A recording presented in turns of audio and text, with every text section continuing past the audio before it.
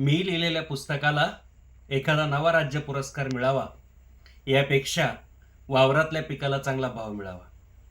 मला संमेलनात बोलवावं, पेपरात माझा फोटो यावा, टीव्हीवर मी दिसावा, या सगळ्यांपेक्षा पीक भर फुलाऱ्यात गेल्यावर विहिरीनं पाण्यासाठी तळ गाठू नये, बापाच्या डोळ्यातलं हिरवं स्वप्न दुष्काळानं फाटू नये, हीच जास्तीत जास्त असते काळजात. काल बापा आधीच पोरीनं आत्महत्या केली. तेव्हापासून माझी कविता आतून बाहेरून हादरली. कारण नुसतं आबळच फाटलं असं नाही, तर मातेसारखी माती सुद्धा आमच्यावरती रुसली आहे. या देशातली अख्खी व्यवस्थाच चिखलात जाऊन बसली आहे. त्यांनी गावं बुडून धरणं बांधली, पाणी फायलींमध्ये गडप. यांनी समृद्धीसाठी रस्ते केले, त्यावर गिधडांची झडप.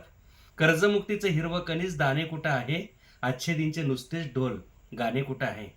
मी लाभार्थी, माझं सरकार माझ्यावरतीच गोळ्या झाडतं. आश्वासनांचा रोज मुसळधार पाऊस रान पाण्यासाठी जळतं. जाहिरातीतल्या पोरींसारख्या योजना दिसतात देखण्या, मान अन धनाच्या तुकड्यांसाठी सत्ताधाऱ्यांच्या दारात लाळ घोटतात लेखण्या. टीआरपीचा खिसा भरून बातम्या आत्महत्येचा टाहू फोडतात. टाळ्या मिळतील अशाच साऱ्या संघटना भाषणं जोडतात. जो तो उठतो, आमच्या टाळूवरचं लोणी खातो. शेतकरी मात्र वावरामध्ये वावरासारखंच भेगाळत राहतो.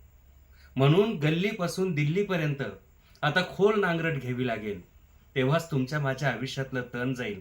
आणि या नांगरटीला मी तुमच्या पुढे आणि माझी कविता माझ्या पुढे राहीन.